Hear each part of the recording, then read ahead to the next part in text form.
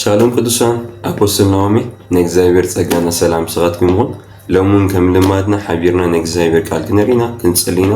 መንፈስ ቅዱስ አግወትና ዓቢ ነገር ገብሪ ኢየሱስ ክርስቶስ ጎይታይ አምላኽ መንፈስ እዩ እቶም ሰጉድለኻ ብመንፈስን ብሓቅን ስለዝብል ሃሌሉያ እቲ ሓቂ ኣብ መንፈስ እዩ ዝርከብ ንኣምላኽ እንሰግደሉ ዝገብረና ሓቂ ሃሌሉያ ንኣምላኽ እንሰግደሉ ዝገብረና ትንካፌ ንኣምላኽ ክንሰግደሉ ዝገብረና ድረኺት ሓቂ ካብ መንፈስ ቅዱስ ይዝርከብ ኢየሱስ ክርስቶስ ጎይታይ ጎይታ መንፈስ እዩ ኣብቲ መንፈስ ጎይታ ዘለዎ ድማ ኣውሲ ሓርነት ኣሎ ይብል ናይ እግዚአብሔር ቃል ኢየሱስ ክርስቶስ ጎይታይ ክብሪ ንጎይታ ኢየሱስ ይሁን ሃሌሉያ ሐዋርያ ጳውሎስ ዝዛረብ ከሎ ንሕና ድማ ብመንፈስና ነገልግል ብመንፈስ ዘገልግሎ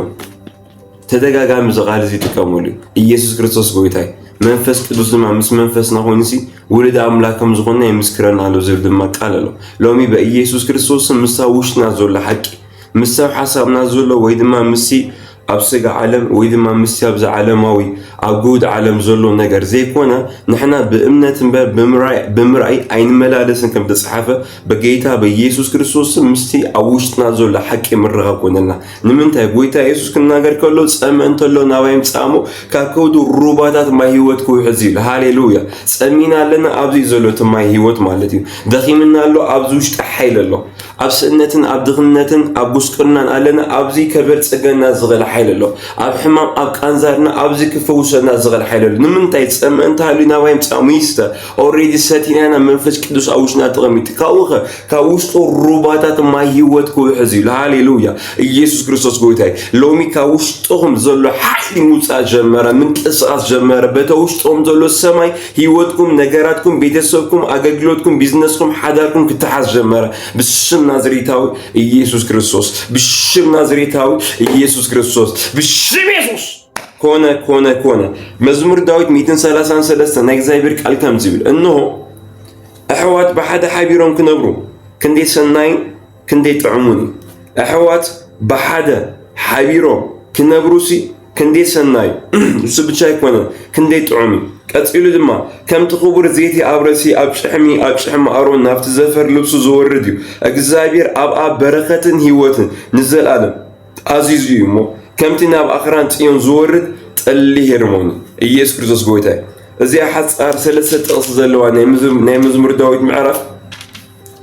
እኖ ኣሕዋት ብሓደ ሓቢሮም ክነብሩ ይብለና ኣሎ ስለና ይዛረብ ዘሎ ኣኼባኹም ኣይትሕደጉ ናይ እግዚአብሔር ቃል ኣኼባኹም ኣይትሕደጉ ኢሉ ምስ ኣሕዋት ምስ ስብሳብ ኣይትሕደጉ ምስ ሰባት ምስ ኣሕዋትኩም ምስ ስብሳብ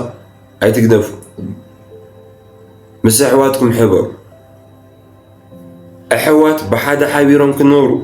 ክንደይ ሰናይና ክንደይ ጥዑም እዩ ናይ እግዚአብሔር ቃል ብጣዕሚ ጥዑም ብጣዕሚ ሰናይ ቀፂሉ ድማ ከምቲ ክቡር ዘይቲ ኣብኡ ዝተኣዘዘ ክቡር ዘይቲ ኣሎ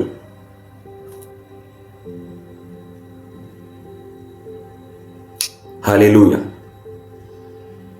ግብረ ሐዋርያት ተንቢክሞ ሐዋርያ ጴጥሮስ ኩሎም ሐዋርያት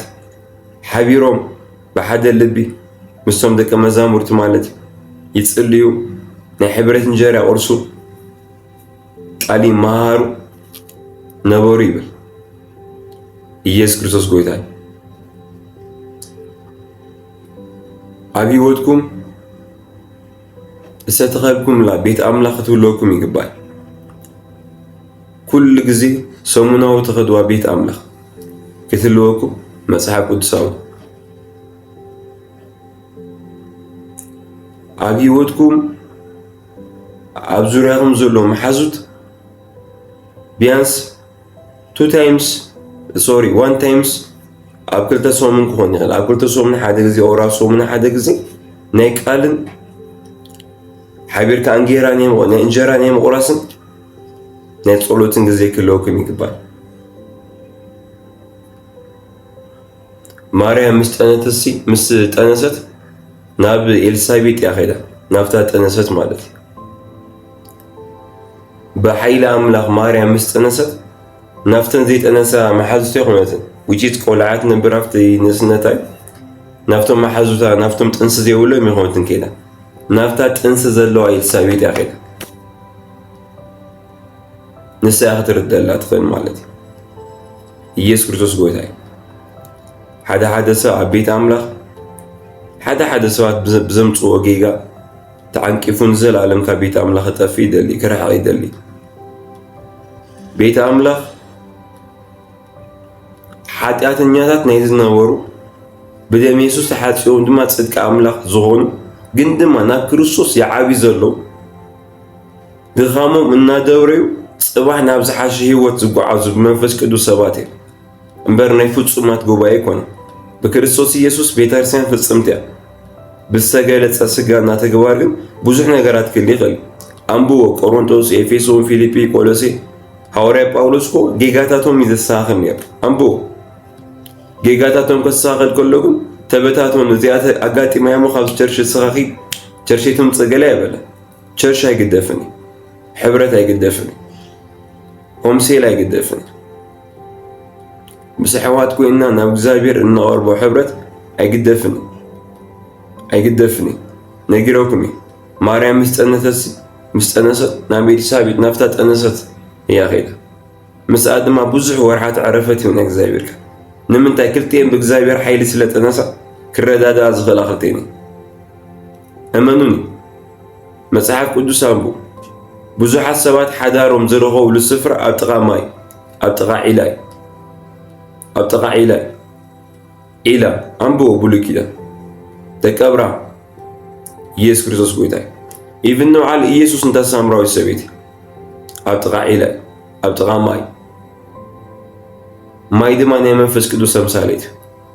ኢቭን እንታ ሓቀኛ ሓዳርካ ትረኽቦ ትኽእል ኣብ ቤት ኣምላኽ ኣብ ደገ እግዚአብሔር ልዑል ኣምላኽ ኣብ ደገ ዝገብረሉ መንገዲ ክህሊ ይኽእል ግን ድማ እቲ መንገዲ እቲ ፕሪንሲፕል ግን ኣብ በዓሉ ኣብቲ ናትካ ዘሎ ፈሳሲ ማይ ኣብቲ ዘሎ ወሓዚ ማይ ኣብ ቤት ኣምላኽ እሱ እዩ ዋስትና ዘለዎ ውሕስና ዘለዎ ንሱ እዩ ኢየሱስ ክርስቶስ ጎይታ ኢየሱስ ክርስቶስ ጎይታ ኢየሱስ ክርስቶስ ጎይታ ስለዚህ ብፍላይ ኣብ ናይ ሓዳር ጉዳይ ኣብ ናይ መርዓ ጉዳይ ናይ ሓደ ሰብ ናይ ህይወቱ ዓብይ ውሳኔ ስለ ዝኾነ ብዙሕ ናይ መንፈስ ቅዱስ ሓለዋን በብዝሕ መኸርቲ ድማ ሃገር ሰላም ትኸውን ስለ ዝብል በብዝሕ መኸርቲ ድማ ኣብ ናይ እግዚአብሔር ምሕረት ተደጊፍና እናቱ ይግባእ እዚ ኩሉ ትረኸብሉ ስፍራ ግን ኣብ ቤት ኣምላኽ ምስ ኣገልገልቲ ትሕቆፉ ኣለኩም ኣብ ህይወትኩም መንፈሳዊ ኣቦ መንፈሳዊ መራሕቲ ክህልውኩም ኣሎ ህይወት በይንኻ ኣይትኽእሉን ኢኻ ህይወት በይንኻ ኣይትኽእሉን ኣይከኣል መንፈሳዊ ኣቦ ይድልዩ መንፈሳዊ መራሒ ይድልዩ ኣሕዋት ይድልዩ ደቂ ኣምላኽ ስለዚ ኣብ ዝኾነ ነገር ተቓይምኩም ካብ ቤት ኣምላኽ ዝወፅኹም ሰባት እንድሕር ጎይታ ካውፁ ተይልኩም ስምዒትኩም ሕርቃንኩም ገለ ከይኹም ብቻ ሓደ ሰብ ባዕሉ ብስምዒቱ ክወፅእ ይደሊ እሞ ጎይታ ኢሉኒ ኢሉ ናብ ጎይታ ዘሳብብ ሰብ ኣሎ ርእስኻ ውፃእ ተይልካ ውሽጠኻ እንትኾኑ ውሽጠ ይበል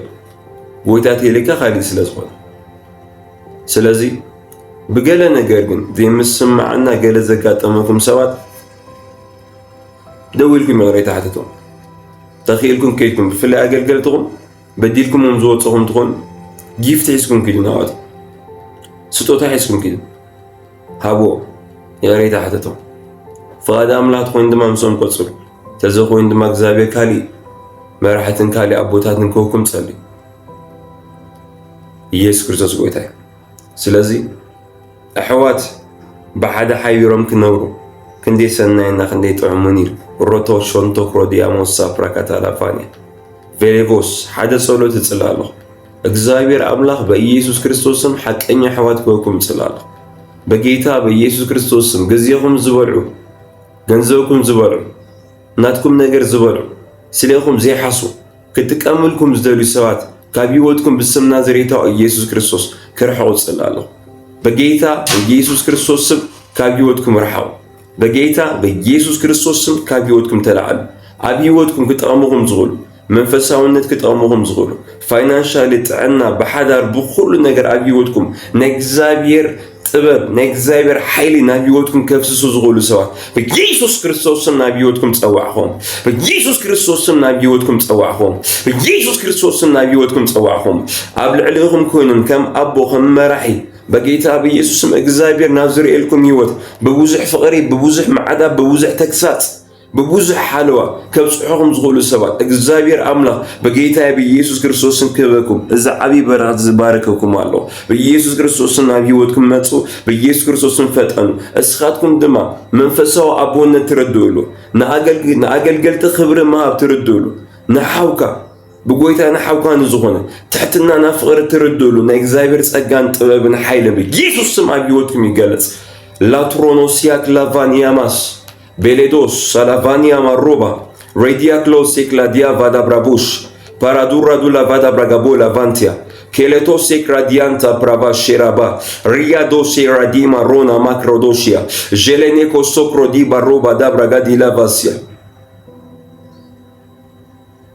كبرنا اسم نازريتا ويسوع كريستوس እግዚአብሔር ይፍቅረኩም ምዝሕዋት ዘለኩም ኣካይዶም መቀረት ተሳኸለ ስፒሪቹዋል ፋሚሊ መንፈሳዊ ፋሚሊ ጠንከራ መንፈሳዊ ፋሚሊ እግዚአብሔር ሃበኩም ብስም ናዝሬታዊ ኢየሱስ ክርስቶስ ክብሪ ሁሉ ንጎይታ ኢየሱስ ይሁን አሜን።